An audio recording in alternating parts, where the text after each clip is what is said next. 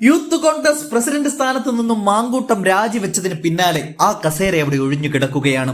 അങ്ങനെ ഒഴിഞ്ഞു കിടക്കാൻ തുടങ്ങിയിട്ട് മാസം 1 കഴിഞ്ഞ് 2 ആകാൻ പോകുകയാണ്. ഇതുവരെയും കോൺഗ്രസ് ഒരു പുതിയ യൂത്ത് കോൺഗ്രസ് പ്രസിഡന്റിനെ തെരഞ്ഞെടുക്കാത്ത സാഹചര്യത്തിൽ പല പേരുകളാണ് ആ പദവിയിലേക്ക് ഉയർന്നു കേൾക്കുന്നത്. KM അഭിജിത്ത്, അബിൻ വർക്കി തുടങ്ങി പല പേരുകൾ പുറത്തു വരുന്നുണ്ട്. എന്നാൽ അപ്പോഴും കോൺഗ്രസ് നേതൃത്വം ഈ വിഷയത്തിൽ വ്യക്തമായ ഒരു തീരുമാനം ഇതുവരെയും അറിയിക്കാത്തത് കൊണ്ട് ഇനി വീണ്ടും മാങ്കൂട്ടം തിരിച്ചു വരുമോ എന്നാണ് ഇപ്പോൾ ഉയർന്നു വരുന്ന ചോദ്യം. സത്യം പറഞ്ഞാൽ മാധ്യമങ്ങളിലൂടെ ഒരു വാർത്തയും ആ വാർത്തയ്ക്ക് ആക്കം കൂട്ടുകയും ചെയ്യുന്ന തരത്തിൽ 1-2 ഓഡിയോ റെക്കോർഡുകളൊക്കെ ആവർത്തിച്ച് കേൾപ്പിച്ച് രാഹുൽ മാങ്കൂട്ടത്തിലിനെ ഒരു സ്ത്രീ പീഡകനായും കാട്ടുകോഴിയുമൊക്കെ ആക്കി മാറ്റാനായിട്ട് പലരും തുനിഞ്ഞിറങ്ങി.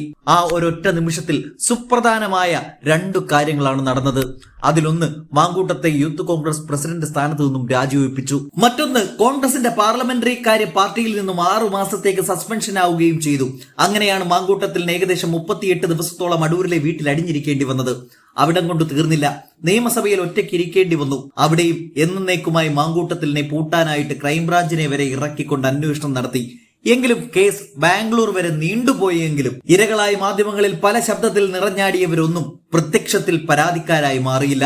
പകരം 3ാം കക്ഷികളുടെ പരാതിയിന്മേലാണ് കേസെടുത്തത്. ഇതോടെ മാങ്കൂട്ടത്തിനെതിരെ ചുമത്തപ്പെട്ട വകുപ്പുകൾക്കൊന്നും യാതൊരു കാര്യവും കഴമ്പും ഉണ്ടാകാതെ പോയി.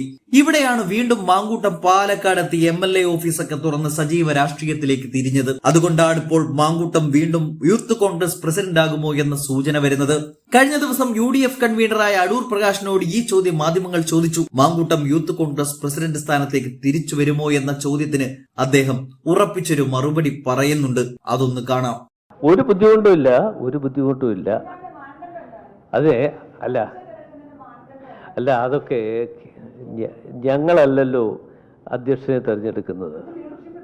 അല്ലല്ല, ഞങ്ങളല്ല എന്ന് പറയുമ്പോൾ ഞാൻ ലീഡർഷിപ്പിന്റെ ഭാഗമല്ല എന്നൊന്നും ഞാൻ പറയുന്നില്ല. ഞാൻ ലീഡർഷിപ്പിന്റെ ഭാഗമാണ്. പക്ഷേ യൂത്ത് കോൺഗ്രസിന്റെ അധ്യക്ഷനെ തെരഞ്ഞെടുക്കുന്നത് അഖിലേന്ത്യാ യൂത്ത് കോൺഗ്രസിന് ഒരു പ്രസിഡന്റുണ്ട്.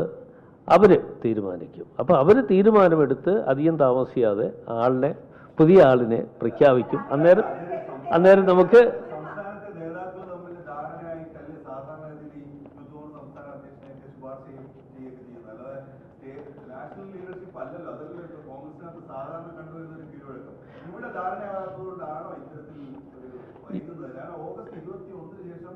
ഇതുവരെ 2 മാസമായി ഉടനെ വരുമെന്ന് പറയാനാണ്. 2 മാസത്തോളമായി ഇതുവരെയായിട്ട് യൂത്ത് സംസ്ഥാന അധ്യക്ഷനില്ല. ഒരുപാട് സമര പരിപാടികൾ നടക്കുന്നു, തെരഞ്ഞെടുപ്പ് വരാൻ പോകുന്നു. അല്ല, എന്തായാലും ഒരു കാര്യം ഞാൻ പറയാം. യൂത്ത് കോൺഗ്രസിന്റെ അധ്യക്ഷൻ ഇപ്പോൾ നിലവിൽ ഇല്ല എന്നുള്ളത് സത്യാവസ്ഥ. പക്ഷേ യൂത്ത് കോൺഗ്രസിനെ സംബന്ധിച്ചിടത്തോളം മുൻകാലങ്ങളിലാണെങ്കിലും ഇപ്പോഴാണെങ്കിലും അവർ ഭംഗിയായി കാര്യങ്ങൾ കൈകാര്യം ചെയ്തു പോകുന്നുണ്ട്. എന്തായാലും അതിൻ്റെ അധ്യക്ഷൻ എന്നുള്ള നിലയിൽ ആര് വരണം, അത് ഇവിടെ നിങ്ങൾ പറയുന്ന പോലെ സംസ്ഥാനത്തെ നേതൃത്വത്തിലുള്ള അഭിപ്രായ ഭിന്നതയൊന്നുമല്ല. അത് കാര്യങ്ങളൊക്കെ പരിഹരിച്ച് ഞങ്ങൾ മുമ്പോട്ട് പോകും.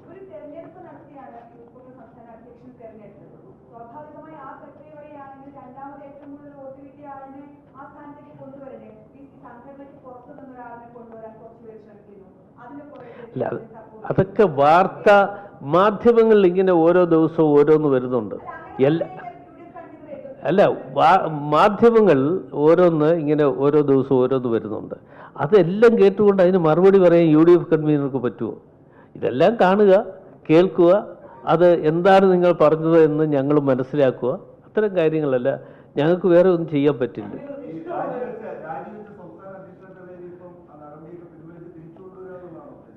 അല്ല, അത് വരട്ടെ, ഇതിന് സമയമുണ്ടല്ലോ, അതിന് സമയമുണ്ട്.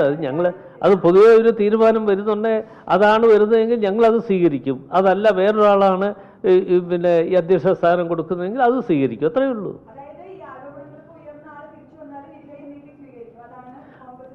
അല്ല, കോൺഗ്രസിന്റെ രീതി എന്ന് മാത്രം പറയണ്ട. ആരോപണങ്ങൾ ഉന്നയിപ്പിച്ചവരും ഒക്കെ, ആരോപണങ്ങൾ നേരിട്ടവരുമൊക്കെ ആ നിയമസഭയിൽ ഒരുപാട് ആളുകളുണ്ട്. നിങ്ങൾക്കൊക്കെ അറിയാവുന്ന പല കാര്യങ്ങളുണ്ട്. എല്ലാവരെയും കൊണ്ട് പറയിപ്പിക്കാൻ ഞാൻ പറയുന്നുമില്ല.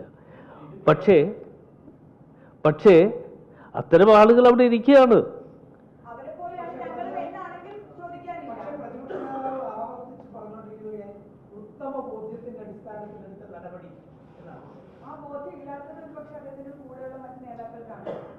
ഇല്ല ഞങ്ങൾക്ക് അല്ല ഉദ്ധവ് ഈ ഈ നിങ്ങൾ ഓരോ ചോദ്യം ചോദിച്ച് അല്ല അല്ല ഓരോ ചോദ്യം ചോദിച്ച് എന്നെ കൊണ്ട് മറുപടി പറയിപ്പിക്കാൻ നോക്കണ്ട. എന്തായാലും ഈ കാര്യത്തിന് ഒരു പരിഹാര മാർഗം ഉണ്ടാകും. അല്ല അതിന് മുമ്പ് ഒരു കാര്യം കൂടെ ഞാൻ പറഞ്ഞോട്ടെ, അത് പറഞ്ഞിട്ട് ചോദിച്ചാൽ പോരെ. അതായത് ഇന്ന് ഈ ശബരിമലയുമായി ബന്ധപ്പെട്ടുകൊണ്ട് ഉള്ള വിഷയങ്ങൾ നിങ്ങൾക്കെല്ലാവർക്കും അറിയാം. UDF സംബന്ധിച്ചിടത്തോളം ഞങ്ങൾ പ്രധാനമായി പറയാനുള്ളത് കേരളത്തിലെ ഹൈന്ദവ ക്ഷേത്രങ്ങളിൽ ഒരുപാട് വിശ്വാസികൾ ഇതുപോലെ പല കാര്യങ്ങളും എന്ന് വെച്ചാൽ സ്വർണം ഉൾപ്പെടെ ഉള്ള കാര്യങ്ങൾ അവിടെ നൽകുന്നുണ്ട്. ഇതേക്കുറിച്ച് യഥാർത്ഥത്തിൽ ഒരു കണക്ക് ഉണ്ടാകണം. അത് UDF ഒരു ആവശ്യമാണ്. കണക്കുണ്ടാകണം എന്ന് പറയുമ്പോൾ എല്ലാ ക്ഷേത്രങ്ങളുമായി ബന്ധപ്പെട്ടുകൊണ്ട് ഒരു ഓഡിറ്റിന് വിധേയമായിക്കൊണ്ട്, ഇപ്പോൾ ദേവസ്വം ബോർഡുണ്ട്, ദേവസ്വം ബോർഡ് അത് ചെയ്യുന്നു ഇത് ചെയ്യുന്നു എന്ന് പറഞ്ഞിട്ട് മാത്രം കാര്യമില്ല. ദേവസ്വം ബോർഡിനും അറിയാൻ വയ്യാത്ത നിരവധി കാര്യങ്ങളുണ്ട്. ഓരോ ദിവസവും ഓരോ ക്ഷേത്രങ്ങളിൽ നിന്ന് മോഷണം പോയതിനെക്കുറിച്ചും ഓരോ ക്ഷേത്രങ്ങളിലും അവിടെ ഉണ്ടായിരുന്ന ഇപ്പോൾ അവിടെ കാണുന്നില്ല എന്നതിനെക്കുറിച്ചുമൊക്കെ മാധ്യമങ്ങളിൽ വാർത്തകൾ വന്നുകൊണ്ടിരിക്കുകയാണ്.